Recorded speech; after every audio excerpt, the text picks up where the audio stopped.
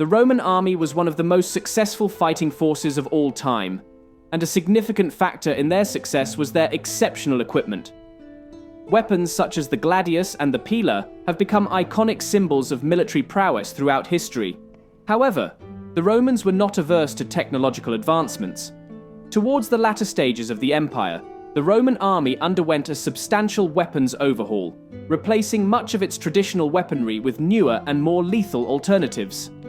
In this video, we will explore the various weapons employed by the late Roman army and examine how they influenced Roman warfare. The Spatha sword found its roots in the Roman Empire. Initially introduced by Celtic cavalry auxiliaries, who maintained the use of their renowned long swords, the Spatha eventually surpassed the iconic gladius, becoming a mainstay in the Roman military arsenal for centuries. Measuring between 0.75 to 1 meter, the Spatha was characterized by its straight, elongated blade and a handle ranging from 18 to 20 centimeters. With its considerable length, the sword proved ideal for cavalry deployment, evolving into a slicing weapon of formidable prowess. As time progressed, the Spatha transitioned from a cavalry-centric weapon to one embraced by both infantry and cavalry units. This strategic shift aimed at enhancing the legionaries' reach during thrusting maneuvers. By the decline of the Western Roman Empire, the Spatha had usurped the gladius, emerging as the standard sword for both cavalry and infantry. The dual-use nature of the Spatha prompted the Romans to tailor the sword's design to suit the specific needs of infantry and cavalry. When wielded by an infantryman, the Spatha featured an elongated point, extending its reach. Conversely, the cavalry variant sported a rounded tip, strategically designed to prevent accidental stabbings of the cavalryman's foot or horse. This specialization rendered the weapon deadlier and better suited to the auxiliary-based military structure of the late Roman Empire. Following the fall of the Western Roman Empire, the Spatha endured and found a prolonged tenure in the Eastern or Byzantine Empire. The sword's continued use in this realm attested to its enduring effectiveness and adaptability on the battlefield. Beyond the Roman Empire, the legacy of the Spatha extended to the Vikings, who adopted a similar sword with a slightly longer blade. The Viking connection to the Spatha likely stemmed from trade interactions with Frankish swordsmiths. The popularity of Frankish sword craftsmanship among the Vikings reached such heights that the Franks eventually had to prohibit the sale of these swords to prevent them from being turned against them during Viking raids. Over time, the Spatha underwent a gradual transformation, evolving into the medieval sword recognized today. This metamorphosis was marked by the progressive expansion of the front handguard into a full crossguard and the gradual simplification of the typical Viking-era pommel into a more streamlined nut or disc shape. The journey of the Spatha reflects not only the evolution of a weapon, but also the dynamic interplay of cultures, trade, and warfare throughout the course of history. The Roman legionary, renowned for their unwavering discipline and strength, wielded a diverse arsenal of weaponry. Among these, the javelin played a critical role in battlefield tactics. However, as the Roman Empire transformed, so too did its weapons. Enter the Spiculum, a late Roman innovation that replaced the iconic pilum around 250 AD. The Spiculum's origins remain shrouded in some mystery. Some scholars propose it emerged from a fascinating cultural exchange. As Germanic tribes increasingly integrated into the Roman ranks, their spear-wielding traditions may have influenced Roman design. The angon and the bebra, Germanic spears, potentially inspired a more versatile weapon that excelled in both thrusting and throwing. The Spiculum was roughly 1.9 meters, 75 inches, long. Unlike the pilum, known for its distinctive bending head designed to cripple shields, the Spiculum boasted a shorter, sturdier iron point. This design sacrificed some throwing power for a critical advantage, superior performance in close-quarter combat. While the exact design variations of the Spiculum remain debated, its core function is clear. It could be hurled at enemy formations to disrupt their ranks or unleashed in brutal hand-to-hand combat. This adaptability made it a valuable asset for the evolving Roman soldier who who now faced different battlefield scenarios. Historical records by Vegetius, a Roman military writer, add a layer of intrigue. He mentions the Spiculum, but some scholars argue it was simply another name for the pilum. Regardless of the specific terminology used, most historians agree the Spiculum represented a clear evolution from earlier javelins, designed to address changing battlefield needs. The Spiculum's reign wasn't destined to be eternal. Sometime after 400 AD, it faded from favor. The reasons for this decline are unclear, but likely a combination of factors, including evolving warfare tactics and the development of new weaponry. While the Spiculum may not be as celebrated as the pilum, its story offers a valuable glimpse into the dynamic nature of Roman military technology. It exemplifies the empire's ability to adapt and its relentless pursuit of the most effective tools for battlefield dominance. The Spiculum serves as a reminder that even the most established weapons can be replaced when new strategies and technologies emerge. The Roman army, once a dominant force wielding the iconic gladius, faced a changing battlefield during the tumultuous late Empire. Warfare became more brutal, enemy tactics shifted, and the need for greater reach grew. This led to the adoption of the Spatha, a longer, more versatile sword that replaced the gladius as the primary weapon. However, the gladius's short length and thrusting prowess remained valuable in close-quarter combat. A longer weapon like the Spatha could be cumbersome in tight spaces and skirmishes. Roman strategists grappled with this challenge: how to maintain the close combat effectiveness of the gladius while adapting to the evolving battlefield.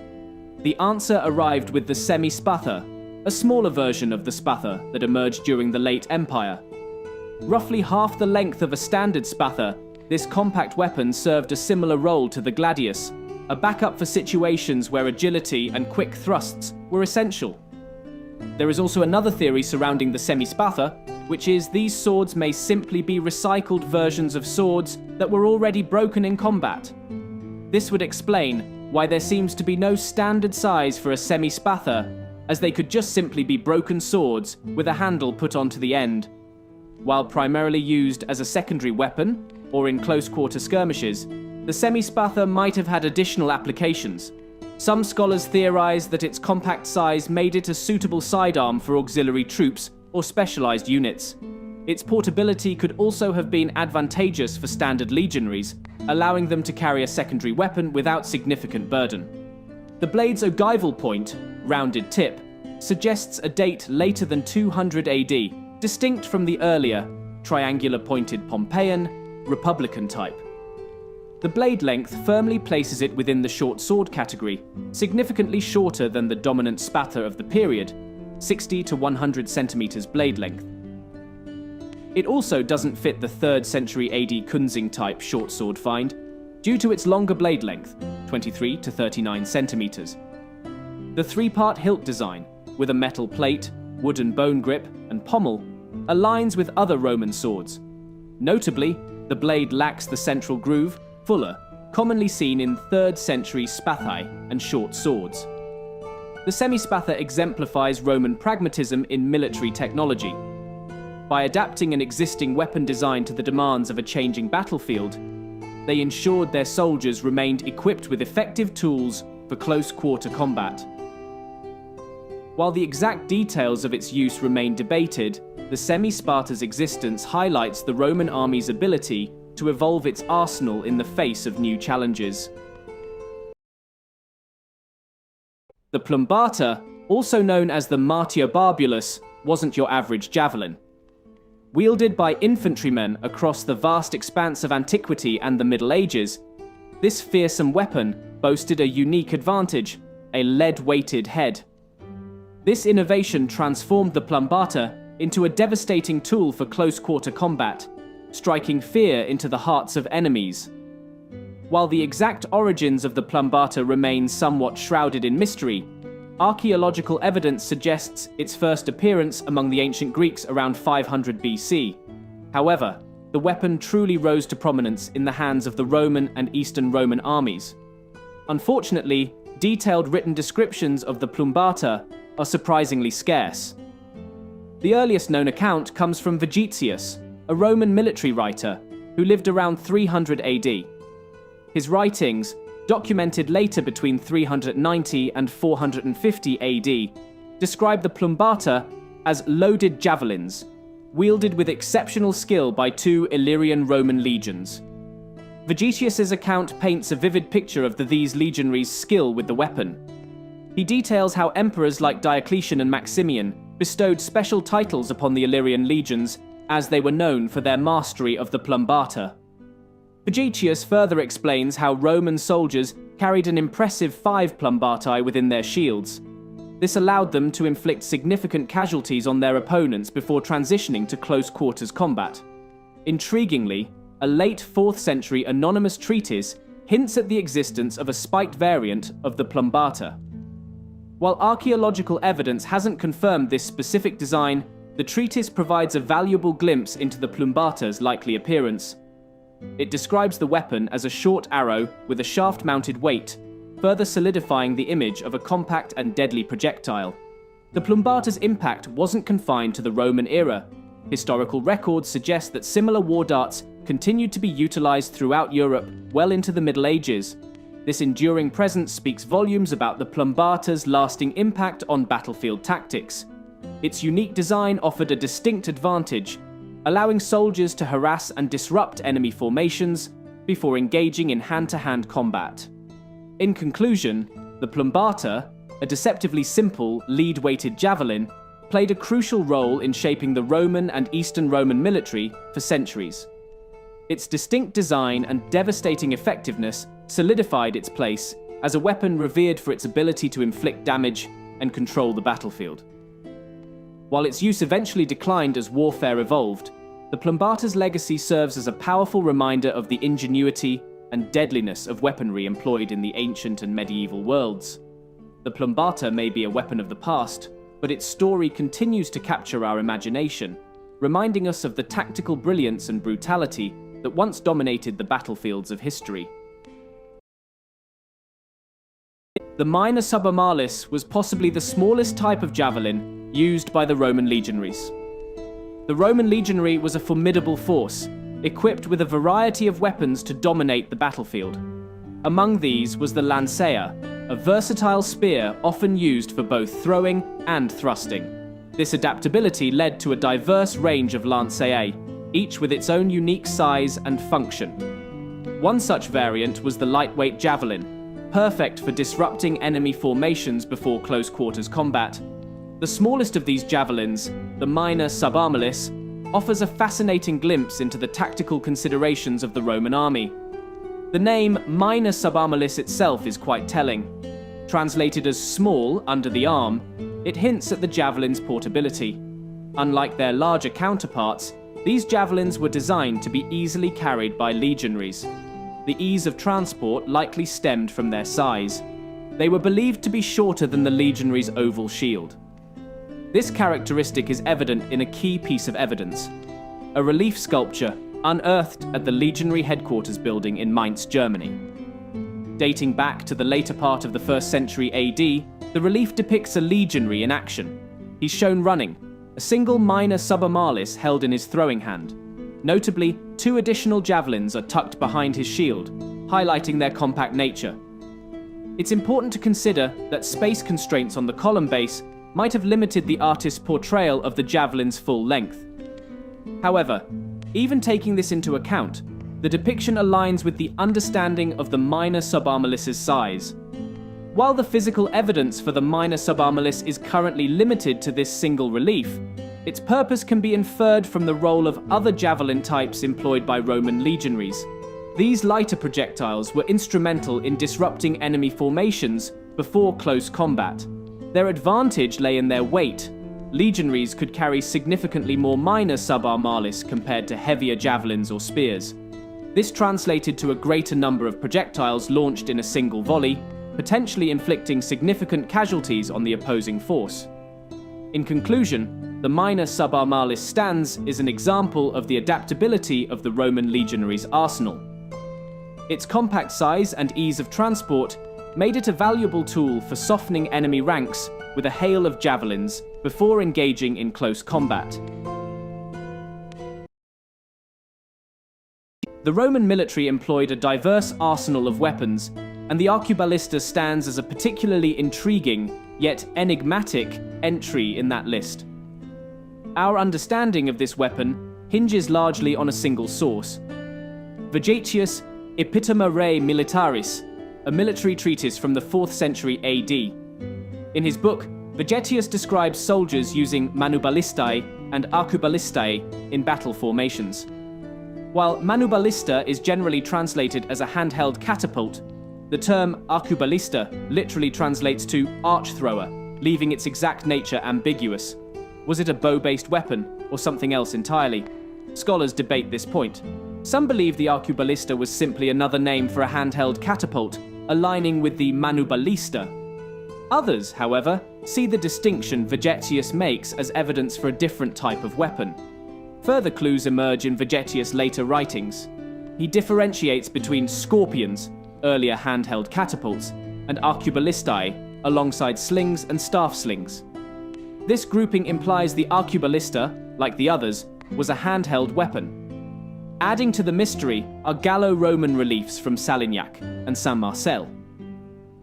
These reliefs depict crossbow-like weapons lacking the features of earlier belly-bowed crossbows.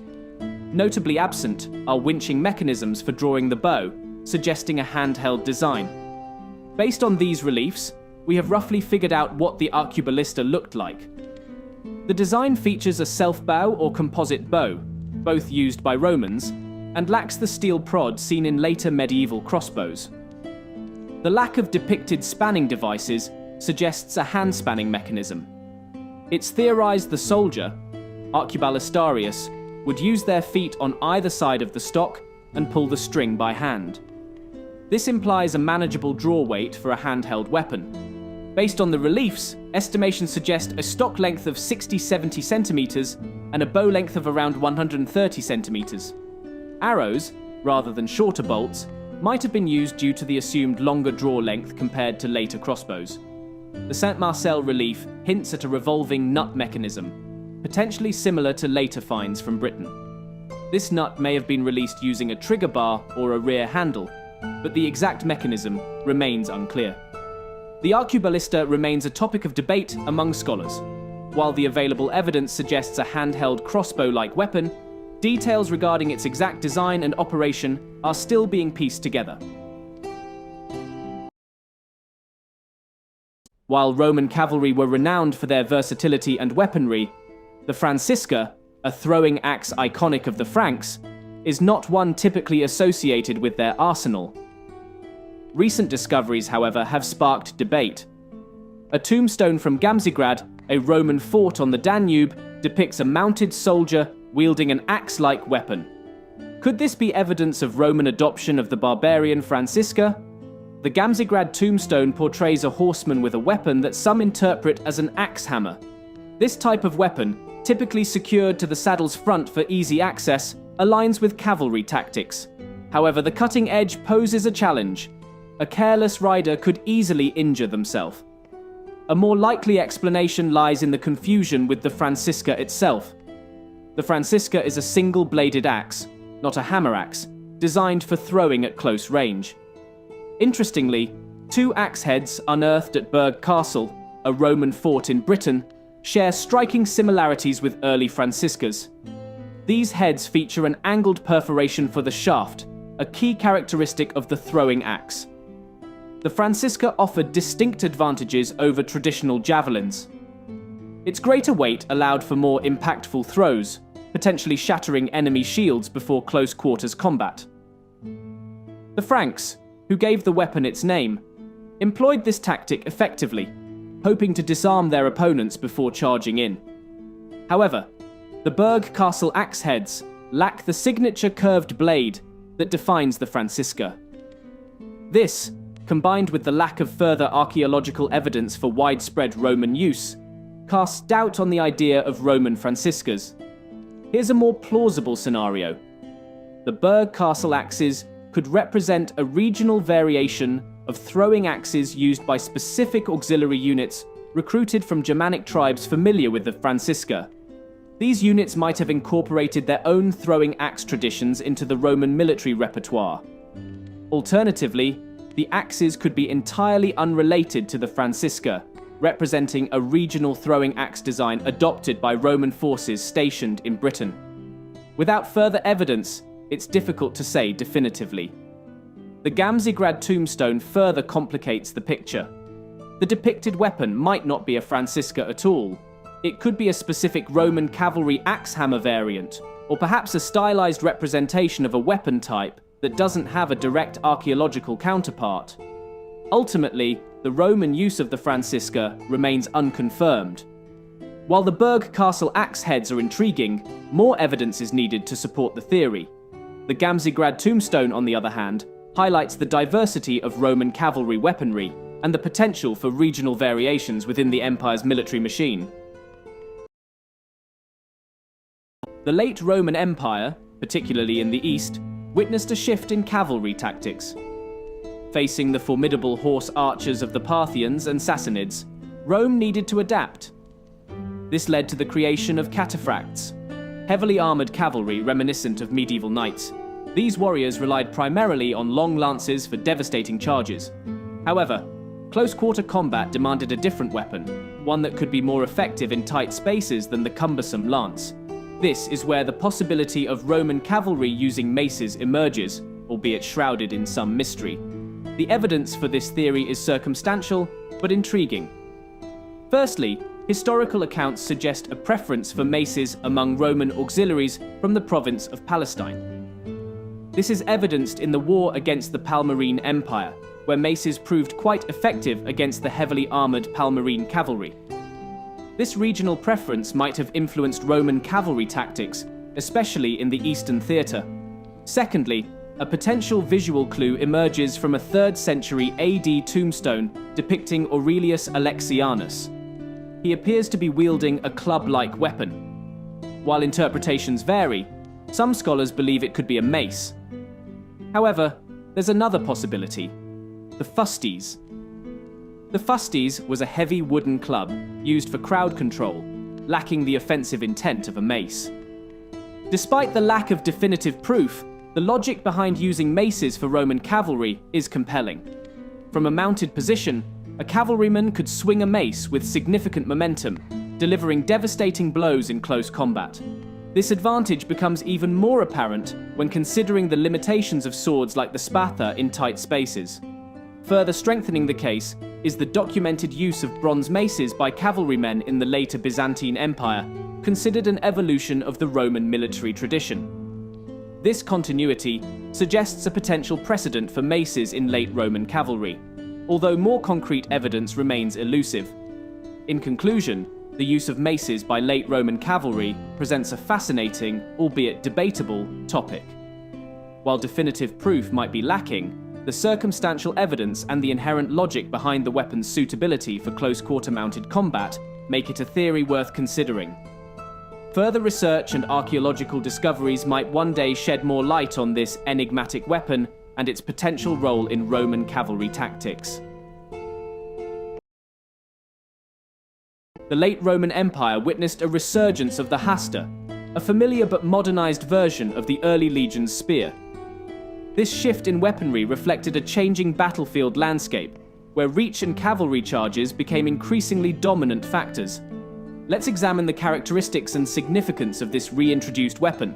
The Hasta harkened back to the simpler spears used by the legions of the Republic. However, this late imperial iteration wasn't a mere replica. The spear measured around 2.4 meters, 8 feet, in length, with a sturdy ash shaft providing a good balance between weight and flexibility. The head, crafted from iron, ensured a powerful thrusting capability. Roman warfare during the late Empire saw a rise in cavalry tactics, employed both by the Romans themselves and their enemies. The longer reach of the Hasta compared to the legionary gladius provided a crucial advantage. Infantry could now effectively counter cavalry charges by forming a bristling wall of spear points, deterring mounted attacks and maintaining defensive formations. Interestingly, some late imperial Hastae displayed larger spearheads. Historians suggest this modification might be attributed to a growing Germanic influence within the Roman army. Germanic warriors were renowned for their spear-wielding prowess, and their tactics might have influenced Roman weapon design. Depictions of late Imperial Hastae often showcase striped patterns painted on the shafts. However, it's important to note that these colourful decorations are most likely a modern reenactment practice. Historical evidence for such adornment is scarce. The primary purpose of the Hasta remained its battlefield functionality, and the smooth wooden shaft would have offered a more practical grip for soldiers. The reintroduction of the Hasta served as a microcosm of the larger changes transforming the Roman military during the late Empire. This period witnessed a shift away from the citizen-soldier model of the Republic towards a professional standing army. This new force required versatile weaponry that could adapt to different threats, and the Hasta fulfilled that role admirably. The late Imperial Hasta, though a seemingly simple weapon, embodied a significant shift in Roman military strategy. It represented a return to a more defensive approach, emphasizing formation discipline and countering cavalry dominance. By understanding the Hasta and its context, we gain a deeper appreciation for the evolution of Roman warfare in the face of a changing world. The later Roman Empire witnessed a significant shift in military strategy. As warfare evolved, the reach of a soldier's weapon became increasingly important. This realization led to a gradual move away from the iconic gladius, a short sword favored by earlier legions. In its place, the Roman army embraced longer weapons that provided a crucial advantage on the battlefield. This video explores one such weapon, the Lancea Pugnitoria, also known as the fighting lance. The gladius, while a formidable weapon in close combat, lacked the reach needed to counter emerging threats effectively. Enemies wielding longer spears or axes could inflict casualties before Roman soldiers could even engage. This tactical disadvantage became increasingly apparent as the Roman Empire faced cavalry-heavy forces on its borders. To address this need for greater reach, the Roman army adopted two key weapons, the Spatha and the Lancea Pugnitoria. The Spatha, a long sword, offered more versatility in combat compared to the gladius. It allowed Roman soldiers to engage enemies at a greater distance while maintaining the ability to fight in close quarters. The Lancea Pugnitoria, primarily used by cavalry, was a thrusting spear designed for mounted combat. Its key advantage lay in its weight. Unlike the pilum, a heavier javelin used earlier by Roman soldiers, the Lancea Pugnitoria was lighter and easier to wield on horseback. This lighter weight facilitated maneuverability, a critical factor for cavalry charges and skirmishes. While the Lancea Pugnitoria was primarily a cavalry weapon, its usefulness extended beyond mounted troops. Auxiliary forces, often recruited from regions with strong spear-fighting traditions, readily adopted the weapon. Legionaries, the backbone of the Roman army, also incorporated the Lancea Pugnitoria into their arsenal. Historical accounts document a Roman commander equipping his legionaries with the Lancea Pugnitoria during a battle against the Alans, a nomadic tribe known for their skilled horsemanship. Soldiers wielding this spear were known as Lanciari. Modern illustrations often depict the Lancea Pugnitoria, with colourful stripes adorning the shaft. However, it's important to note that this is likely a modern artistic addition. There's no concrete historical evidence to support such embellishments. These stripes may have been used by illustrators to visually distinguish the spear from other non-Roman spears. The Lancea Pugnitoria exemplify the Roman army's adaptability in the face of evolving warfare. Its adoption marked a shift towards tactics that emphasized reach and maneuverability. While the Roman Empire eventually declined, the Lancea Pugnitoria stands as a reminder of their ingenuity in developing weapons that kept them a formidable force for centuries. The Roman army, famed for its disciplined legions and close-quarter combat tactics, faced a significant challenge in the late Republic and early Empire: the rise of heavily armored cavalry from the east. These mounted warriors, known as cataphracts, employed long lances that allowed them to strike down Roman infantry from a distance. To counter this threat, the Romans adopted a weapon of their own, The Contus. The Contus was a direct adaptation of the Greek kontos, a long wooden cavalry lance used by Iranian and Germanic warriors. Prior to the 1st century AD, Roman military terminology generally referred to spears as Hasta. However, the unique characteristics of the Contus necessitated a new term. The Battle of Carrhae in 53 BC, where Parthian cataphracts armed with kontos annihilated a Roman army, likely served as a stark reminder of the need for a similar weapon. Contemporary artwork depicts the Contus as a formidable weapon, reaching lengths of around 4 meters, 13 feet. Some sources even suggest longer variations existed, wielded by elite Sasanian cavalry. Such immense weapons required significant strength and skill to wield effectively. Plutarch describes the Contus as heavy with steel, capable of impaling 2 men at once. This devastating power came at a cost. The Contus's length necessitated two-handed operation, leaving the rider to control their horse with their knees. This demanding technique required extensive training and exceptional horsemanship. Unlike the Parthian cataphracts who relied heavily on bows and contus, Roman cavalry traditionally focused on mounted melee combat. The adoption of the contus marked a shift in Roman cavalry tactics, emphasizing shock charges and maintaining distance from enemy formations. This change likely complemented existing Roman cavalry weaponry like swords and javelins, creating a more versatile mounted force. The exact extent of the contus's use within the Roman army remains a subject of debate. Some historians argue it remained a specialized weapon used by elite cavalry units. Others suggest it may have been adopted more widely as a way to counter increasingly mobile and well-armed barbarian threats on the frontiers. The Roman contus stands as proof of the pragmatism of the Roman military machine. By readily adapting existing weapons and tactics, the Romans ensured their continued dominance on the battlefield. The contus's influence extended beyond the Roman Empire. The later Byzantine Empire employed a similar weapon, the Contarian, highlighting the enduring legacy of this potent cavalry weapon. While the specifics of its use may be open to further exploration, the contus undeniably played a crucial role in Roman cavalry's evolution. It offered a powerful solution to the challenges posed by heavily armored Eastern cavalry, ensuring Roman military dominance for centuries to come.